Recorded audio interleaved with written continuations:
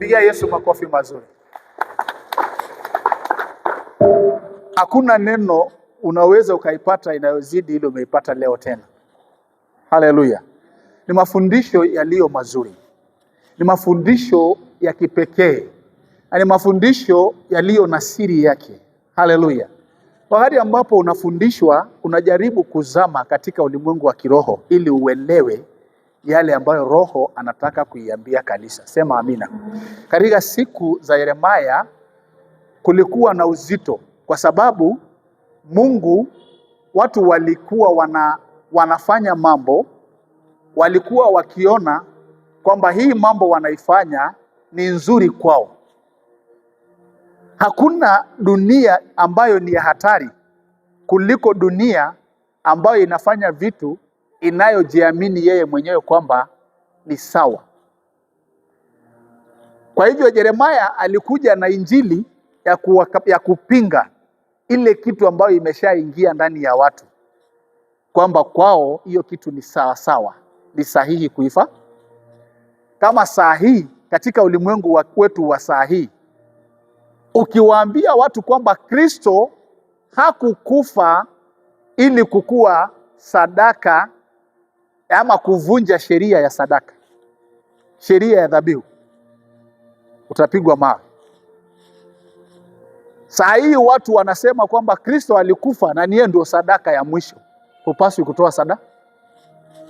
Ndio maana watu wanaumia, ndio maana kanisa inaumia. Wale wengine wenye dini yao, wenye madini ingine, wanatoa sadaka, wanatawala biashara za mji. Wanavaa nguo nzuri, wanatembea na gari nzuri, wanakaa nyumba nzuri kwa sababu wanatolea miungu yao sadaka. Lakini sisi tumekuwa katika kizazi kinachosema kwamba watu wangu wanaangamia kwa kukosa maarifa. Hii ndio kizazi ambayo haina maarifa ya Mungu kabisa. Hii ndio kizazi ambayo tuko ndani. Hakuna kitu kigumu kama mtu ambaye hajui kujiconnect na ulimwengu wa kiroho. Tatizo kubwa. Huyo ni mtu ambaye chochote kinakuja kinampata na kinamgonga, kwa sababu hajui kujiungani. Sasa Yeremia alikuwa katika kizazi inayofanana na hii, ambayo ukisimama kuwaambia kwamba jamani Kristo kukufa kwake ilikuwa ni sababu nyingine. Ni lazima utolee Mungu sadaka yako. Ni lazima kutoa ndio mambo yako yabadilike. Utapigwa mawe. Sio mara moja, kwa mitandao ni wachache wanakubali ya kwamba Kristo kweli alikufa msalabani, lakini hakuvunja sheria ya utoaji until you give a sacrifice. Ukisoma katika hiyo habari, ukisoma kwenye hiyo habari za Yeremia kwenye hiyo 31, ukisoma tu hiyo 1, ukikuja hapo verse 6, unasikia akisema kwamba the watchmen of the mountain of Ephraim, they will speak and say, the watchmen in the mount of Ephraim. Every mountain, inaposema mount, it is speaking about Kitengela is a mountain in the spiritual world. Kitengela is a mountain. It's a city. Every city in the spiritual world is counted that it's upon a mountain. So when you're talking about a mountain, so when you say that the watchman of the mountain of Kitengela, the watchman of the mountain of Rongai must speak on my behalf. Sema amina. Sema Bwana Yesu, siku ya leo ninatangaza walinzi wa mji huu wakaongee kwa niaba yangu, wakaongee maneno ambayo ni ya kunifaidisha, wakanene maneno ambayo itabadilisha maisha yangu kuanzia leo na hata milele. Watoto wangu na mimi hatutaona shida. Ninakataa kila aina ya shida ambayo imeandikiwa mji huu, ikiwa mji huu ambayo ninakaa inafanya mambo ambayo ni kinyume na Mungu kwangu mimi, haitanipata adhabu. Ninakataa adhabu kunipata mimi na uzao wangu.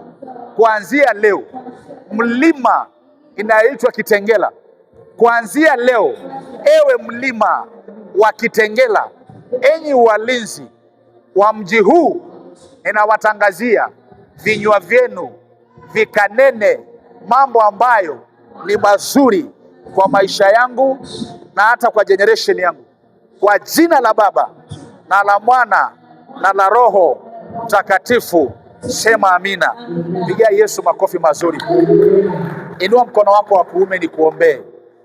Baba mwenye enzi, Mungu utawalaye siku zote, Mungu wa siku za Yeremia, Mungu wa siku za Isaya, Mungu wa siku za Elija, Mungu wa siku za Yohana Mbatizaji, Mungu wa siku za Kristo, Mungu wa siku za Paulo, wewe ndiye Mungu wa siku za Kefa. Hata ni wewe bado ndiye Mungu katika siku hizi zetu za Lawrence Lemayan, katika siku hizi za Pastor Lucy, katika siku hizi za Pastor John, katika siku hizi za Pastor Penina, katika siku hizi za kila mmoja ambaye yuko mahali hapa. Mungu wetu, tunakuomba ukatubadilishie maisha, ukakumbuke mifuko yetu, ukakumbuke mapato yetu. Wewe unajua malango ya mapato yetu, wewe unajua nyota inayostahili kutuletea sisi faida. You know wale watu ambao tunapaswa kukutana na wao, kushikana na wao ili maisha yetu yabadilike, ambayo katika ulimwengu huu wanaitwa divine connectors. Mimi ninajua kwamba kuna jina unayowaita katika ulimwengu wa kiroho. Leo ninatangazia watu wako wakutane na wao katika jina la Yesu Kristo, mwana wa Mungu aliye hai. Kila mkono ambao umeinuliwa, tuko katika enzi ambayo pesa imetawala dunia. Kwa sababu pesa imetawala dunia, kila mkono ninaipatia pesa katika jina la Yesu Kristo. Ninaipatia neema, ninaifungulia neema ya kupata pesa, nafungulia neema ya kushika dhahabu, ya kushika fedha, ya kushika vitu ambavyo vinahitajika, mafaranga kwa aina za kila aina, madola, pesa ambazo zinatoka ng'ambo, zinatoka sehemu zote, kwa jina kuu la Baba na la Mwana na Roho Mtakatifu. Tunaomba tukisema amina. Sema amen. Haleluya. Haleluya.